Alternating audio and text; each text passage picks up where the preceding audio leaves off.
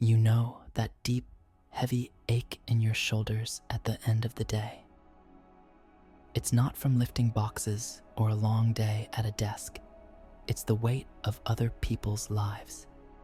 The friend who calls you, always in a crisis, and you spend an hour on the phone, carefully arranging their emotions back into place. The family member whose bad decisions you feel responsible for cleaning up again and again. You lie awake at night, running through conversations, trying to find the perfect sequence of words that will finally fix them, that will finally make them see. You feel like a juggler, desperately trying to keep all of their fragile worlds from shattering. And there's a part of you that feels noble for it. You tell yourself, this is what love is. This is what it means to be a good person. You carry their burdens because you care. You try to save them from their pain because you can't bear to watch them suffer. But here's the paradox, the one that whispers to you in those quiet, exhausted moments. Why does this act of love feel so much like slow poison? Why does it leave you feeling so drained, so empty, and even resentful? You pour all your energy into their cup, and you're left with nothing for yourself. And worse, it doesn't even seem to work. The person you're trying to save rarely stays saved. They fall back into the same patterns, make the same choices, and soon enough, you're back on the phone, back to juggling, feeling that familiar weight settle back onto your shoulders. It's a cycle that wears you down to the bone. You start to feel a strange bitterness growing in your heart towards the very people you're trying to help. And they, in turn, can start to resent you for your help, for the unspoken expectation that comes with it. The connection, which was built on love, starts to fray, poisoned by this dynamic of rescuer and victim.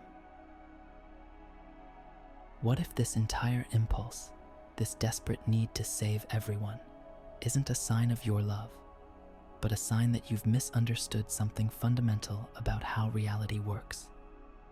Think about it. We live in a world where everything is connected, but each connection follows certain rules. One of the most basic rules is that every single person has their own path to walk. It's not a random, chaotic journey. It's a beautifully designed curriculum of experiences, challenges, and lessons that are custom-made for their own growth, their pain, their mistakes, their struggles. They are not random accidents. They are part of the curriculum. They are the very tools their soul is using to learn something essential. Now imagine you, with all your love and good intentions, jumping onto their path and trying to walk it for them. You see them about to stumble, so you rush in and catch them. You see a difficult puzzle in their way, so you solve it for them. You think you are saving them from pain, but what you are actually doing is stealing their lesson. You are taking the controller out of their hands right before the final boss battle. You're robbing them of the chance to discover their own strength, their own wisdom, their own resilience. You are, in a very real sense, interfering with the architecture of their growth. It's like trying to keep a butterfly from struggling out of its cocoon. The struggle is what gives its wings the strength to fly.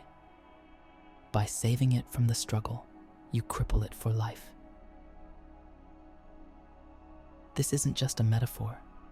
It's how the mechanics of our lives are set up. Your job isn't to walk their path. Your job isn't to carry their backpack of lessons.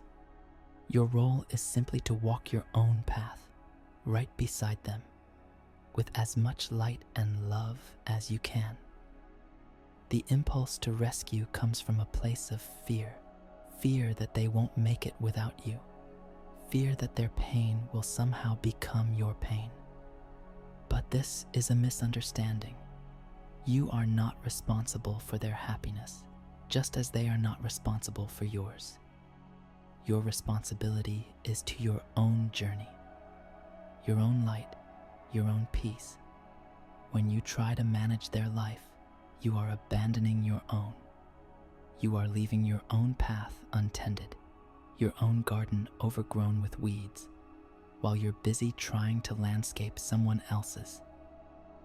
This isn't a personality trait, being the rescuer.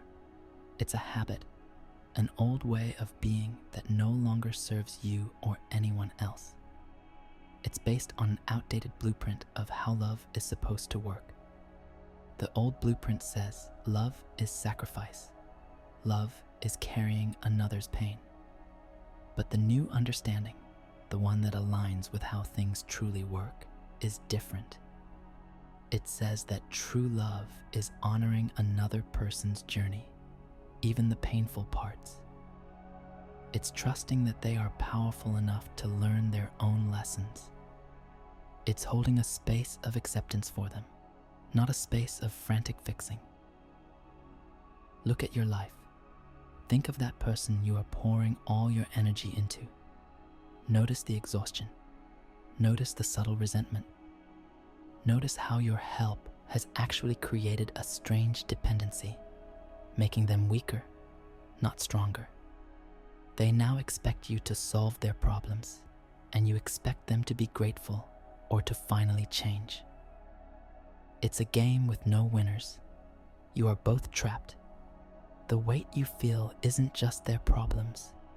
It's the crushing weight of trying to defy a fundamental law of existence, that every soul must find its own way home.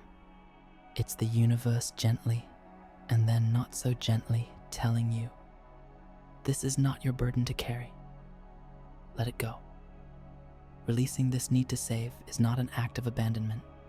It is the ultimate act of trust. Trust in them.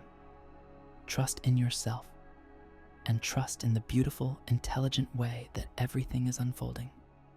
By the way, our shared space of light and awareness is on its way to 100,000 people. Thank you to everyone who subscribes and brings this moment closer.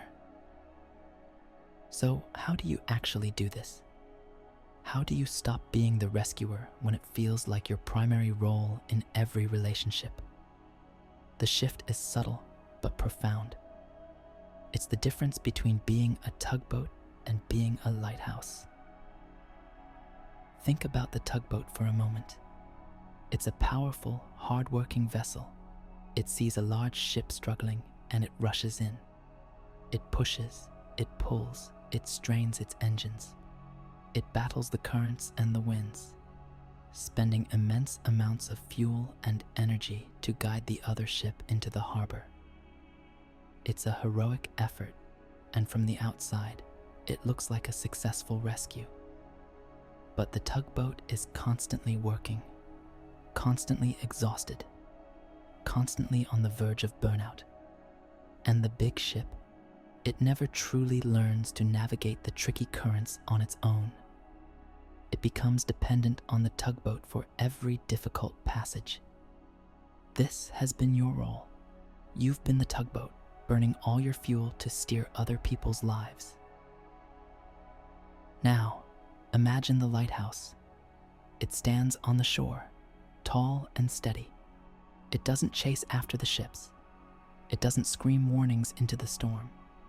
It doesn't burn its fuel trying to push the waves around. It does only one thing, and it does it perfectly. It shines its light. That's it. It simply is a beacon. It holds its ground and sends a clear, consistent, unwavering beam out into the darkness. The ships at sea see this light. They use it as a reference point. They navigate by it. They make their own decisions, steer their own rudders, and find their own way safely into the harbor, using the lighthouse's presence as their guide. The lighthouse doesn't save them. It empowers them to save themselves. This is your new role. Your transformation lies in learning to stop being the tugboat and start being the lighthouse. Your presence, your calm, your inner peace, that is your light. When your friend calls in a panic, you don't jump into tugboat mode, offering a 10-point plan to fix their life. You become a lighthouse. You listen. You hold a space of calm for them. You shine your light by saying, "This sounds incredibly difficult. I am here with you, and I trust that you have the strength to navigate this." Notice the difference. You are not abandoning them. You are standing with them, offering your steady light of trust in their own power. You are giving them the greatest gift of all, the belief that they are their own captain. At first, this shift will feel strange, both for you and for them. When you stop acting like a tugboat, the people who are used to being pulled by you will feel the slack in the rope. They might get confused or even angry. Why aren't you helping me? Why aren't you fixing this for me? This is a critical moment. It's a test. Your old pattern will scream at you to start the engines and start pulling again. But if you can hold your ground, if you can continue to just be the lighthouse, something miraculous happens. You give them the space they need to find their own engine, to learn to read their own maps. The connection between you starts to change. It moves from a draining dynamic of dependency to a powerful connection based on mutual respect and trust. True connection is not about fixing each other. It's about two lighthouses, shining their lights side by side, each honoring the other's journey. And here is the core mechanic of this transformation. Think of all the energy you spend being a tugboat, the mental energy of worrying about their problems, the emotional energy of absorbing their chaos, the physical energy of running around to clean up their messes. It is an enormous expenditure of your life force. When you decide to become a lighthouse, all of that energy is reclaimed. It flows back into you. Suddenly, you have fuel for your own journey. You have light for your own path. This is not selfishness.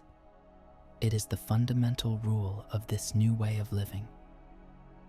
Your primary responsibility is to keep your own light shining brightly.